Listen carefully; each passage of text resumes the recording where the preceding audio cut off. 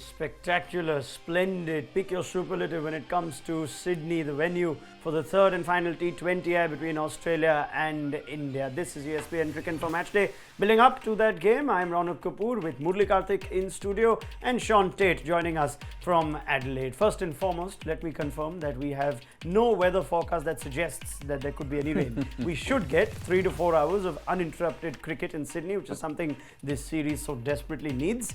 And Karthik, in what is a big game now for India, given that the best they can hope for is a share of the spoils, they're going to be chasing, and Virat Kohli says at the toss that he's okay with that. He's quite happy with that. Yeah, that's something which they fancy. They've been doing well with the chases which they have, and we've got the best chaser, which is Virat Kohli. But having said that, it's a crunch game. You're in a different country. Although it's not the strongest of Australian sides, they are bolstered with Mike Mitchell-Starc coming in, which was, I think, right. It is great to see that the Australian think tank has given some seriousness to this T20 game. You want to clinch the series, set the tempo, because that's what they're good at. Australians are very good at playing mind games, getting ahead when it comes to that momentum and also talking about it. So it's good that they've given it some seriousness. And also for India, they're up against a good bowler, very good bowler. So it looks forward to a spectacular Sunday. A very good bowler, but who hasn't played T20 cricket in over 2 years. Last T20 he played was September 2016, which also incidentally was his last 2020 game. No Big Bash, no franchise cricket for Mitchell-Starc, in spite of the big money that he was bought for the Kolkata Knight Riders, pulled out for workload management. Is it as easy to just come back and just bowl 4 overs? Does it sound that easy, Sean Tate, when it comes to Mitchell-Starc? I think when it comes to Mitchell-Starc, it should be. I mean, he is a seasoned campaigner. He's one of the better bowlers in the world. So I suppose for him it is. Yeah, I mean, but at the same time, you're right. He's playing against a very good batting lineup, and he hasn't played T20 for a while, so it would be a little different for him. But I agree with what Murli Karthik's saying there. It's nice to see Australia taking a short-form series really serious. And obviously they see that if they win this match, they can win the series, and it means a lot to them, which hasn't been the case for the last couple of years. So I'm glad to see that. Yeah, it's not been their most preferred format, Australia T20I cricket. They tend to lose more in T20Is than any other format that they play. Just confirming the team news that he comes in place of Jason Behrendorff. So no room for 2 left-arm seamers for Aaron Finch's side. Otherwise, everything else is the same. So Nathan Coulter-Nile keeps his place. We didn't get to see Australia bowl, of course, in their rain-affected game in Melbourne. But thoughts on that, Teddy? There's no place for Behrendorff. Would that be the obvious change, or would you have liked to see both left-arm quicks in their team somehow?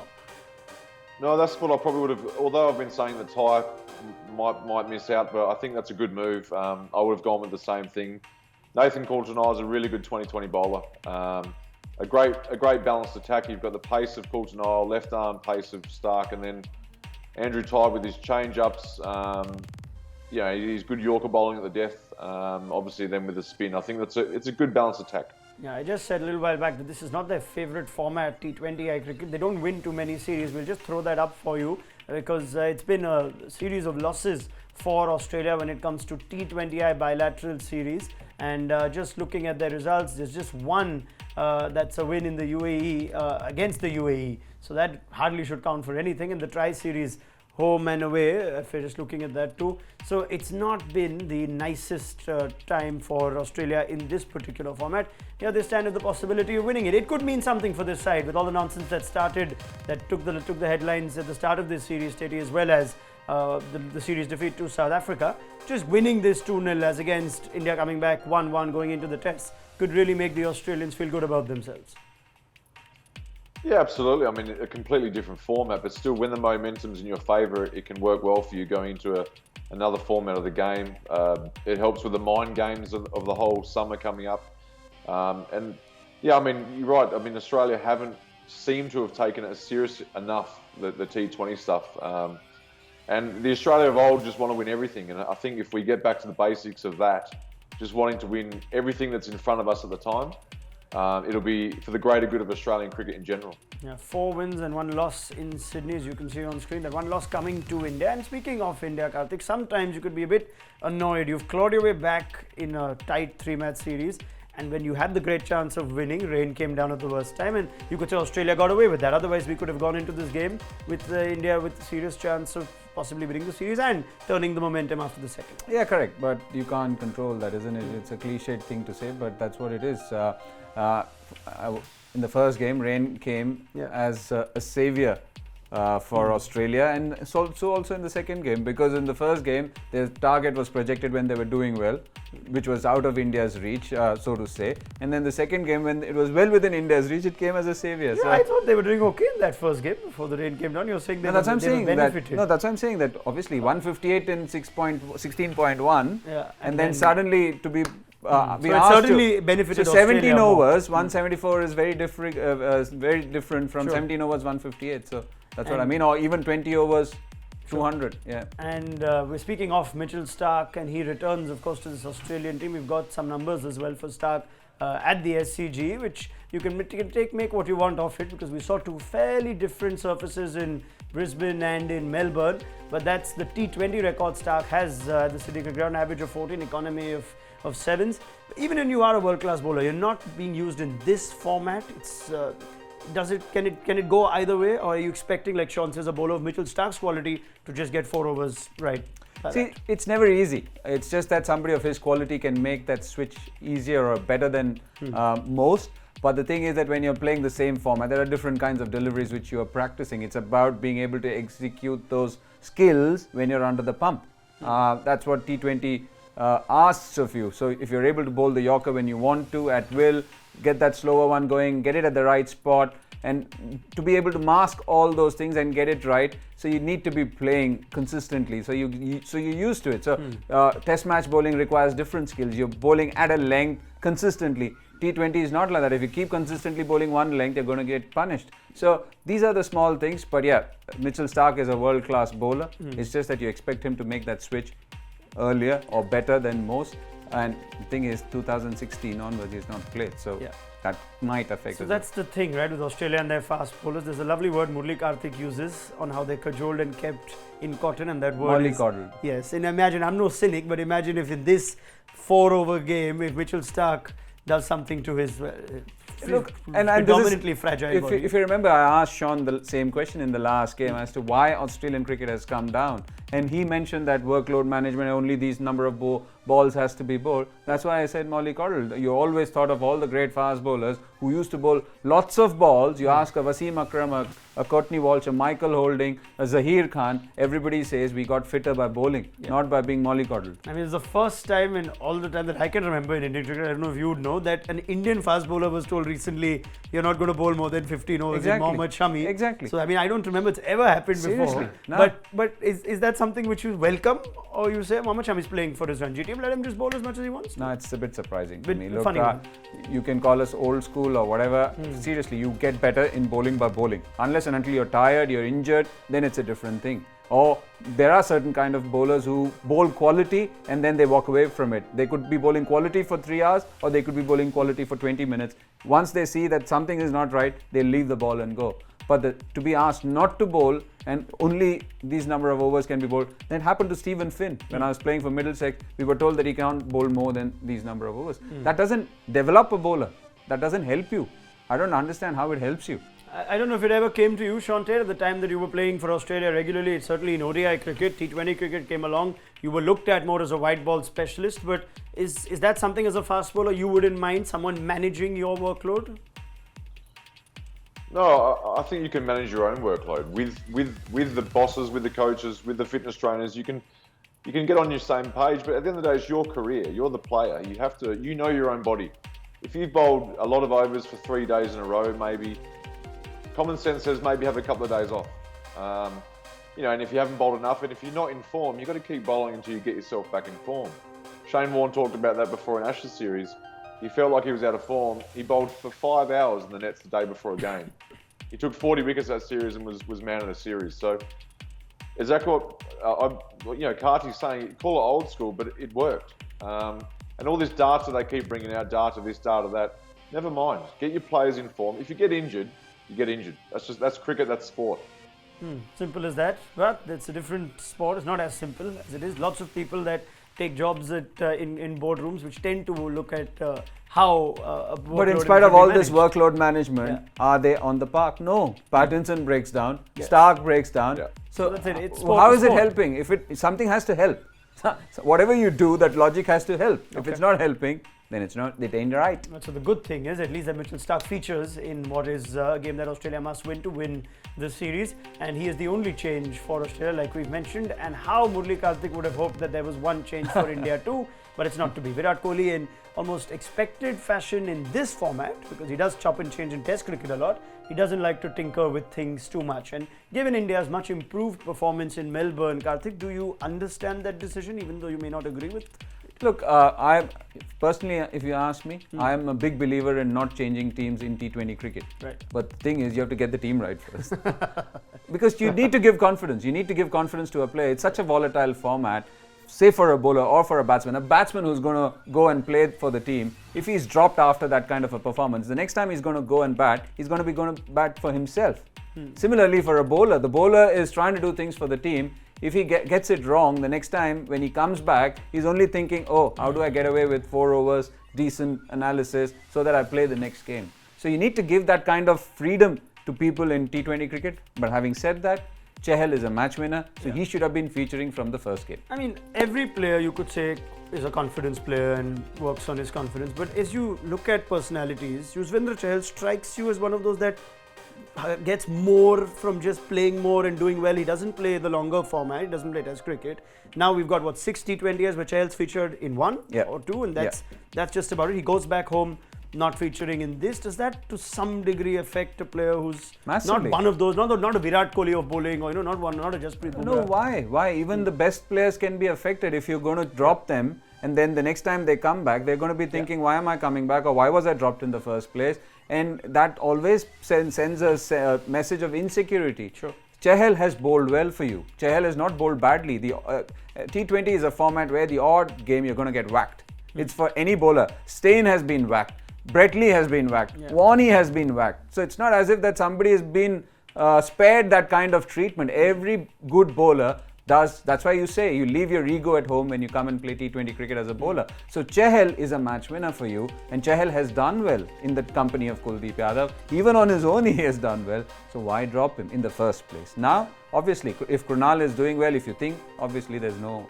And given that they did have that improved bowling performance in Melbourne before the rain came down, but Chahal has been key to India winning T20I series. And while Australia don't have the best of records in this format when it comes to bilateral international cricket, India, if you look at their record in 2018 in T20I series, they've just about won everything. They won away in England, they won away in South Africa, they won the Tri-Series. They've travelled well. They've travelled very well in this. So this is where Ravi Shastri says they world beaters even when they do travel.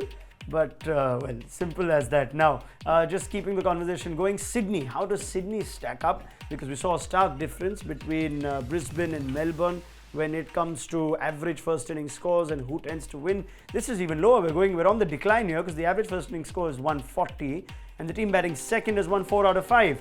There were some similar numbers even at Melbourne, Sean Tate, when it came to, that's the difference between pace and spin. So it's a nice place for pace bowlers in this format, at least. Last 5 T20s is what we looked at. But given that Australia have chosen to bat, I think in both occasions, or is that considered wise? Looking at this and looking at the average score being about 140, can you understand Aaron Finch's decision? I mean, it's possibly. I mean, obviously wickets change year to year at times, but still, it is the same ground, and it's probably going to be the similar wicket. But I think Australia, the way that they've been going of recent times, I suppose they want to get on the attack, post a good score, maybe get some runs on the board, and get themselves out in front of the game.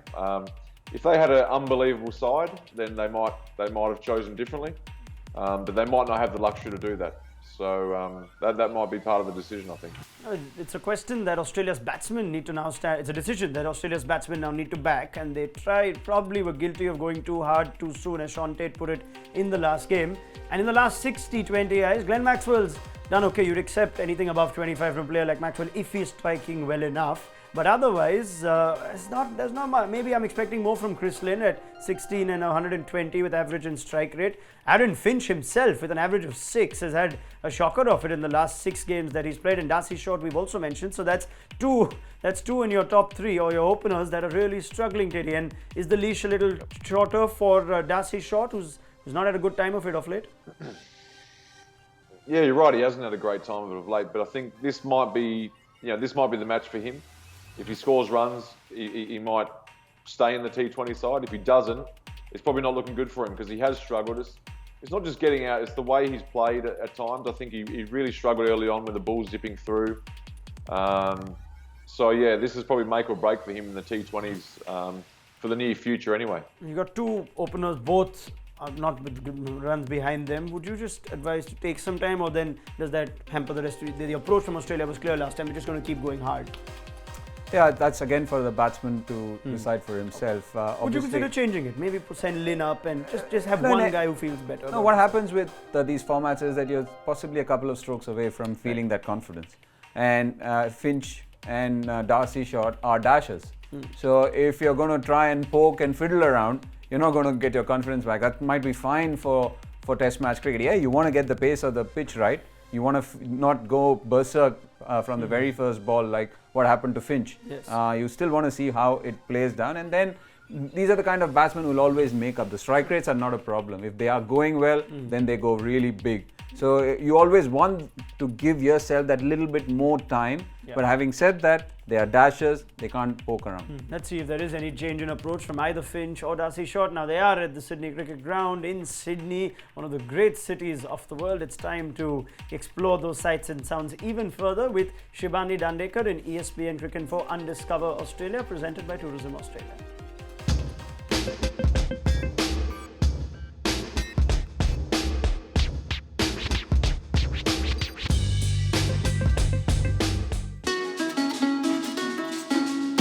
Time for the final T20I in the series, and I'm here in Sydney, well, close to Sydney. I'm heading straight to the mountains. So I'm here at Echo Point in the Blue Mountains, and just behind me, I've got the most spectacular view of the Three Sisters, one of the most iconic spots in New South Wales, and a must visit.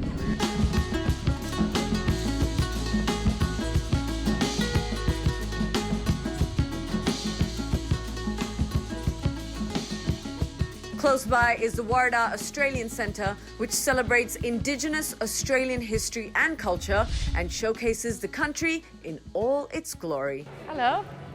Good, how are you? Good. Where are you from? You're from down Sydney? I'm from Sydney, yeah. I live in India now, but... I'd like to offer you some of the oldest paints in the world. Okay. Yeah, some on your face? Sure. Thank you very, very much. Wow, thank you. I don't know what you're supposed to do when you finish painting. Is there something, a gesture that you make, or... In India, we would just do namaste, so I'll just do that. Wow. So what does this mean? What does it symbolize? It's the oldest paint in the world. It comes from Mother Earth. So it's designed to get you closer to Mother Earth, to connect you to the Mother. Okay. The Australian Aboriginal people, we're very sound with our mothers. With our mother at home, with our Mother Earth, our provider. They're both our great providers. What are some Aboriginal words that you could teach me? So our greetings were very, very different to English. Okay. So we did not walk up and say, hello, how are you? Okay. Or, we use the word yama. Yama. Yama. So I don't want to do it to you, but we'd walk up and let the man smell my sweat and say yama. And he would know what country I've come from. My last food was to be able to smell that possum or that kangaroo. Wow. But the word yama means we're one. We're one. Okay. But we're both one with that bird up there as well in this earth. Amazing. And to top it off, there's an amazing new theatrical show beautifully telling the story of Australia.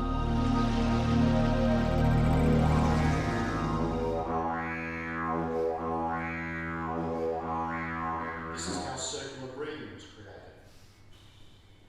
Yimiki mimicked the sounds of the animals he saw. The kangaroo jumping. The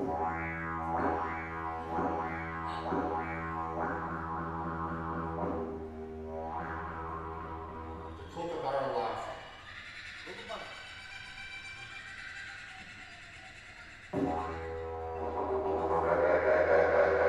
And today the didgeridoo is an icon of Australian Indigenous culture and named after its founder, Yidiki. What an eye-opener. I had an amazing time at the Blue Mountains, and I'll catch you all in Adelaide for the first test.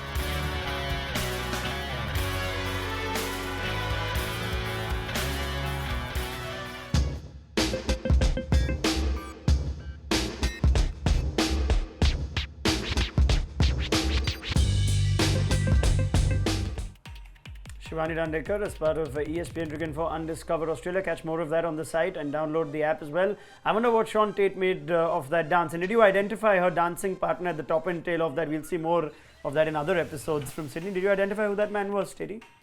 That was Ed Cowan in some very ordinary shorts. Very good. Well done, Tatey. And finally, You're under pressure. the number. What's the number Australia will be happy with here? 140 on average score. Chasing team tends to win. What do they need? About 290. All right. Maybe. But Simple no, as I that. think. Look, I think they'll be look. You look at T20 cricket nowadays. 180 is a good score. Yeah. Take chasing anything under 170, 180. you think? Absolutely. All right. Thank you, Murli Karthik. Sean Tate, get your thoughts on the mid-innings show. To download our mobile app to catch ball-by-ball commentary of this final T20I. India looking to level the series. Australia looking for a rare series win in T20I cricket. We'll see you for our halftime show on ESPN Cricinfo Matchday.